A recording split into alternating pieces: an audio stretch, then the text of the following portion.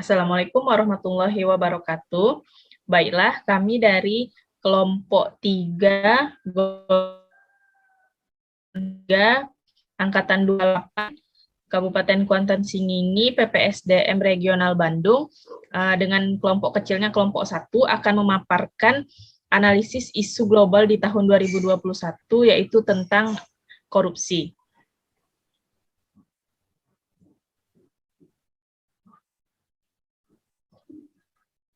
Baik, adapun ini adalah kelompok dari kelompok kami.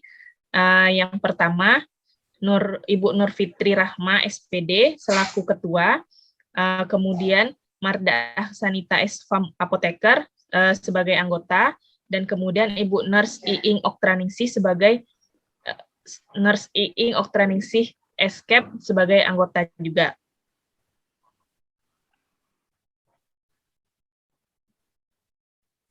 Baiklah, materi presentasi ini akan kita bagi menjadi 4.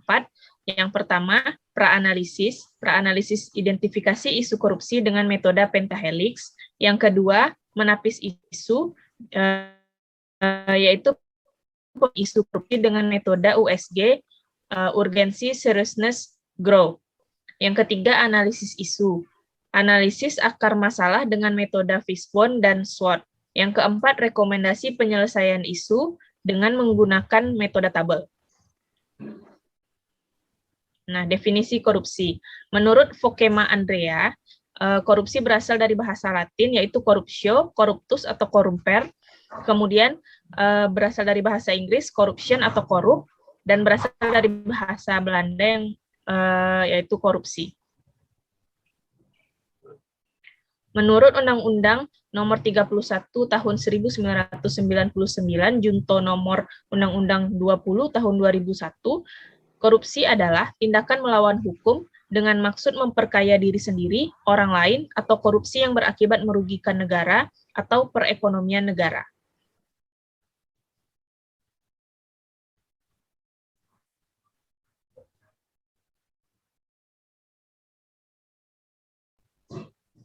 Faktor penyebab terjadinya korupsi. Yang pertama, faktor individu, ya, di mana yang pertama dia sifat tamak, yang kedua moral yang lemah menghadapi godaan, yang ketiga gaya hidup yang konsumtif. Nah, yang kedua, faktor lingkungan.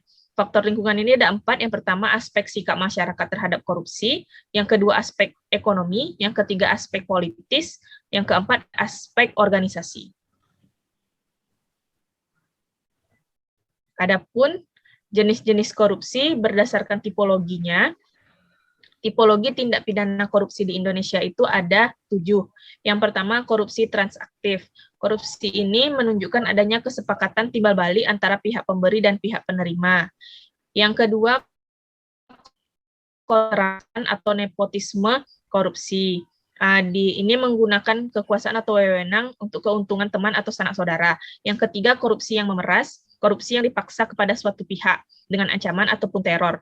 Yang keempat, korupsi investif, memberikan suatu jasa atau barang tertentu kepada pihak lain untuk keuntungan di masa depan. Yang kelima, korupsi defensif.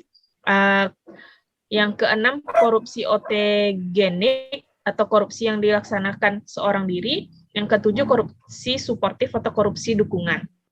Baiklah, selanjutnya akan disampaikan oleh Ibu Rahma. Selanjutnya, kita akan menganalisis isu terkait korupsi dengan metode pentahelix. Metode pentahelix adalah sinergi atau gabungan dari pemerintah, masyarakat, akademisi, pengusaha, dan media. Dari sisi pentahelix yang pertama, yaitu pemerintah, isu yang diangkat adalah lemahnya penegakan hukum di Indonesia untuk pelaku kasus korupsi, sehingga banyak pelaku korupsi yang menerima hukuman ringan. Yang kedua, di masyarakat, masih rendahnya pengetahuan masyarakat tentang bahaya dan upaya pemberantasan korupsi. Yang ketiga, di akademisi, kurangnya pendidikan anti korupsi dan pengajaran karakter jujur, integritas, dan tanggung jawab dalam pembelajaran di sekolah. Di sisi pengusaha, masih kurangnya kesadaran para pengusaha dalam menciptakan lingkungan usaha yang bebas korupsi. Di sisi media, peran media belum maksimal dalam menayangkan isu terkait korupsi yang sedang terjadi karena lebih mementingkan rating siaran. Dari kelima isu tersebut ditapis dengan menggunakan metode USG. Dapat dilihat bahwa isu lemahnya penegakan hukum di Indonesia untuk pelaku kasus korupsi sehingga banyak pelaku korupsi yang menerima hukuman ringan memperoleh nilai 13, sehingga kelompok kami mengangkat isu tersebut. Kemudian isu tersebut dianalisis dengan metode Fishbone. Dapat dilihat dari sisi individu itu penyebabnya adalah sikap serakah dan gaya hidup konsumtif. Dari sisi aturan, lemahnya peraturan dan ringannya hukuman bagi para pelaku korupsi. Dari sisi lingkungan, korupsi sudah dianggap sebagai hal yang lumrah, sehingga dapat menimbulkan kebiasaan korupsi. Di sisi organisasi, keteladanan pemimpin yang kurang dan manajemen yang menutupi. Yang selanjutnya akan dijelaskan oleh Ibu Iing. Baiklah, selanjutnya untuk alternatif pemecahan isunya menggunakan metode SWOT, yaitu Strength, Weakness, Opportunity, dan Threats. Untuk strength-nya ada 4 poin. Yang pertama, adanya Komisi Pemberantasan Korupsi ataupun KPK sebagai lembaga penyelidik korupsi. Yang kedua, adanya organisasi ICW sebagai pengawal kasus korupsi. Ketiga, pemerintah memegang kekuasaan penuh tentang perumusan kebijakan hukum dan koruptor.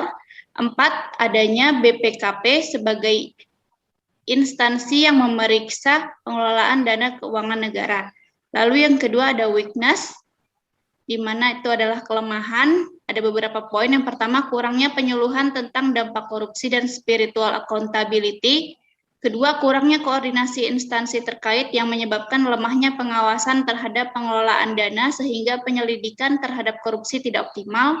Yang ketiga, pengawasan terhadap kasus korupsi yang sedang diproses kurang mendapat atensi di masyarakat. Yang keempat, ketegasan aparat penegak hukum yang masih rendah.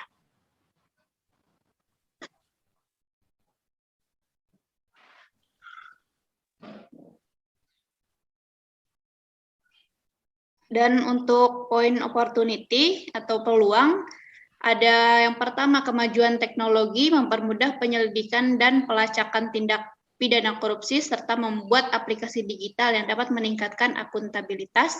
Kedua, pemerintah meningkatkan pendapatan pegawai dengan anggaran yang tersedia. Ketiga, adanya UU keterbukaan informasi di mana semua pihak berhak mengetahui pertanggungjawaban penggunaan anggaran pemerintah. Yang keempat, adanya UU tentang tindak pidana korupsi. Yang keempat yaitu threats ataupun ancaman. Ada beberapa poin. Yang pertama itu pelaku mempunyai kekuasaan dan banyak jaringan ke berbagai pihak. Yang kedua, kebutuhan dan gaya hidup lebih tinggi dari pendapatan. Ketiga, kesadaran mengenai dampak korupsi masih rendah. Dan keempat, aparat penegak hukum kurang tegas.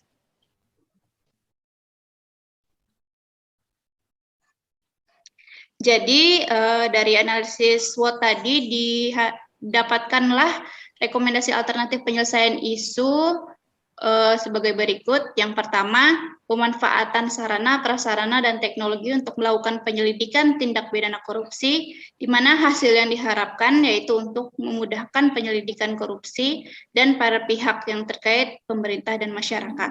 Yang kedua, menggunakan aplikasi digital untuk melacak penyelewengan dana. Hasil yang diharapkan mempermudah pelacakan apabila terjadi penyelewengan dana, di mana para pihak yang terkait, pemerintah dan masyarakat.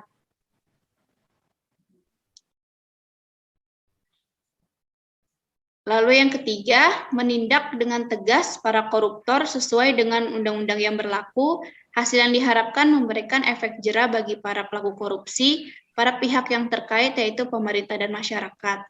Yang keempat, melakukan penyuluhan tentang pentingnya pendidikan moral, spiritual, dan dampak korupsi bagi diri sendiri, keluarga, masyarakat, bangsa, dan negara. Hasil yang diharapkan, masyarakat lebih memahami tentang korupsi. Para pihak yang terkait itu pemerintah dan masyarakat.